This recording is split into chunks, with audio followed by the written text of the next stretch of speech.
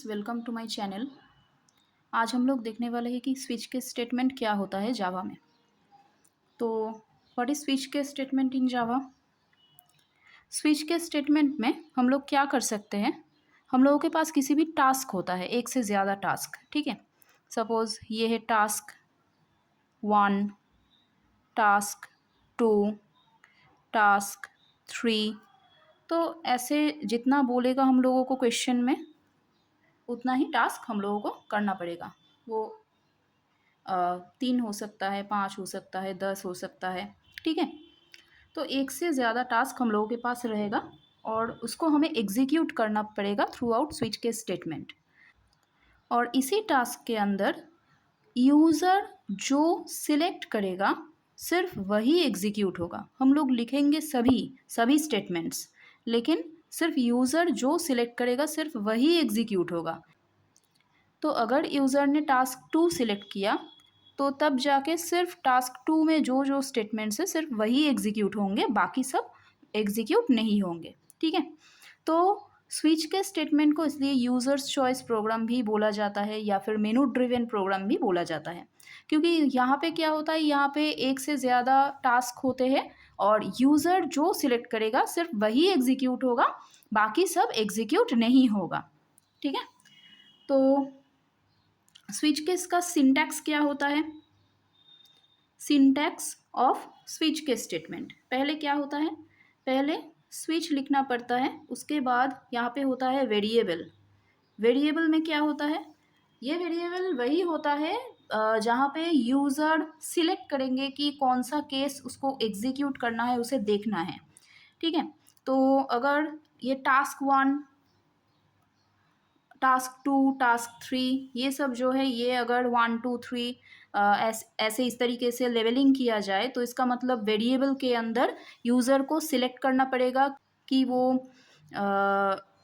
1 के अंदर जो है वो देखना चाहते हैं, लेवल 2 के अंदर जो है वो देखना चाहते हैं, तो इस तरीके से हम लोग लिख सकते हैं। और वेरिएबल के अंदर वही सिलेक्ट करना पड़ेगा जो टास्क यहाँ पर है या फिर जो लेवलिंग किया हुआ है यहाँ पे, ठीक है। मान लीजिए कि यूज़र ने नंबर 2 सिलेक्ट किया इस वेरिएबल के अंदर या फिर इनपुट लिए, ठीक है। तो वेरिएबल स्विच वेरिएबल मतलब इस वेरिएबल के अंदर 2 होगा, तो 2 के अंदर जो भी स्टेटमेंट्स होगा वो सारे एग्जीक्यूट हो जाएंगे।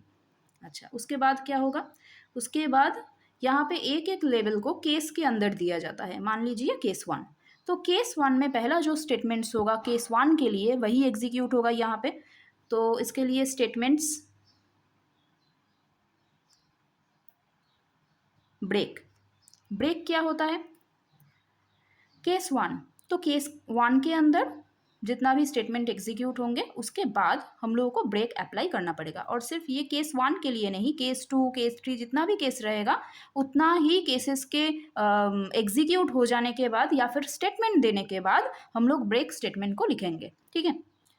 तो ब्रेक स्टेटमेंट का काम क्या है स्विच केस में, यूज़र ने जो भी केस सिलेक्ट किया वो स्टेटमेंट्स उस केस के अंदर सभी एग्जीक्यूट हो जाएंगे और उसके बाद ब्रेक अप्लाई होगा। ब्रेक अप्लाई करने से यहाँ पे हर एक केस के बाद क्या होता है, वो कंट्रोल नेक्स्ट केस में चला नहीं जाता। मान लीजिए कि यहाँ पे केस 1 एग्जीक्यूट हो गया, तो अगर यहाँ पे ब्रेक नहीं होगा तो फिर केस 1 के बाद केस 2 भी एग्जीक्यूट हो जाएगा, ठीक है। तो वो अवॉइड करने के लिए हम लोग हर एक केस के बाद स्टेटमेंट्स एग्जीक्यूट हो जाने के बाद हम लोग यहाँ पे ब्रेक स्टेटमेंट अप्लाई करते हैं।